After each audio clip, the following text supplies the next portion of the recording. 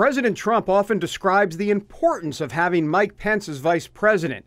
Yes, he knows how Washington works and plays a key role with Congress, but there's more. That's why evangelicals are just as happy to have this strong Christian in the number 2 slot. Pence helps make sure they have a voice inside the White House. Evangelicals, we like to call it, boy, in the evangelical world, they're sure getting some access here, whether it be, the pro-life groups or the evangelical, policy groups, all of that. But beyond that, cabinet Bible studies, praying in the Oval Office, evangelicals around the country are going, wow, seems like a new day in Washington. What is going on, as we would say spiritually, at the White House? Well, I think President Trump has a heart of gratitude for evangelical Christians in this country. I have to tell you, the sweetest words the President and I ever hear, and we hear them a lot, are when people grab us by the hand and say, we're praying for you. I've been with this President in the Oval Office with religious leaders when people have asked to pause for a moment of prayer, and the President readily embraces that. I think he's always very humbled and grateful by the support of believers. But let me be clear, President Trump is a believer, and so am I. And we understand the role of faith in the life of this nation. And the American people, I think, can be encouraged to know that in President Donald Trump, they have a leader who embraces and respects and appreciates the role of faith and the importance of religion in the lives of our families and our communities and our nation, and he always will. Since taking their oaths in January, both men have worked to establish a stronger economy and defense while facing a stubborn Congress and an ongoing Russia investigation. Pence gave us his take on the year in review. What's been the highlight for you this year, whether it be legislatively or other, and what's been maybe one of the more challenging moments of the year? Some would say call it a low light. You may call it a more challenging moment. What would that be?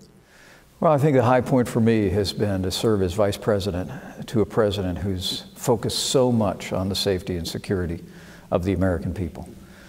President Trump has already signed the largest increase in military spending in a decade, and before the end of this year, we believe we'll make the largest investment in our national defense since the days of Ronald Reagan. With that renewed commitment, our armed forces are making extraordinary progress in the fight against radical Islamic terrorism. ISIS is on the run.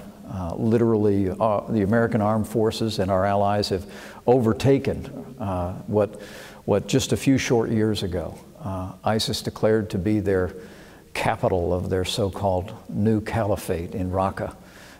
But to see the way this president has provided leadership as our commander-in-chief, his strong and swift decision to use American military power to respond to the use of chemical weapons against innocent civilians in Syria, I think it's sent a message to the world that America is back, that America has, in a very real sense, under President Trump, we've restored the credibility of American leadership. And as I've traveled around the world, I've heard it again and again, that leaders, whether it was when I traveled in Europe or the Asia Pacific or in South America, are grateful to see a president, to see an administration that's embracing our role as leader of the free world and providing our military with the focus on the mission of defeating ISIS. And for me, that progress is the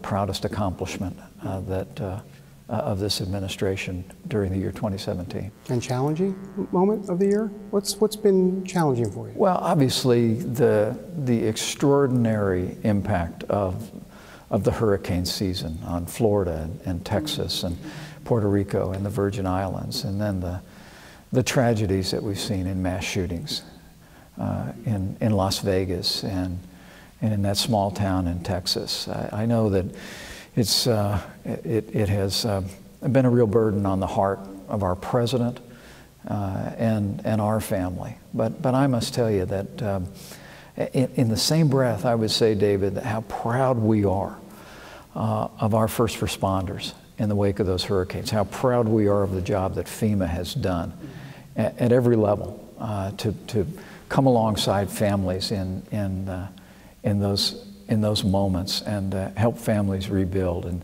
And President Trump has brought that optimism and that determination to tell people, we're with you today, we'll be with you tomorrow, and as we're proving every day that we're going to be with these communities every day as they rebuild. Those are the events. Those are the events that are heavy on the heart of those of us that have the privilege to serve. So what's in store for 2018? While the economy hums along, Pence paints an even rosier outlook. Any New Year's resolutions, by the way? When this tax cut makes its way to the president's desk, we believe we'll have laid a foundation by rolling back red tape, by appointing strong conservatives to our courts at every level, including Justice Neil Gorsuch to the Supreme Court. That, combined with tax relief, we believe is going to lay a foundation for sustained economic growth, the likes of which we've begun to see in this country already. And what President Trump wants to do with that in the next year is to follow on with that, to rebuild America through an infrastructure plan, to reform welfare, to move people even more from welfare to work in a growing economy, to confront the opiate crisis that is besetting so many American families. There's great work to do.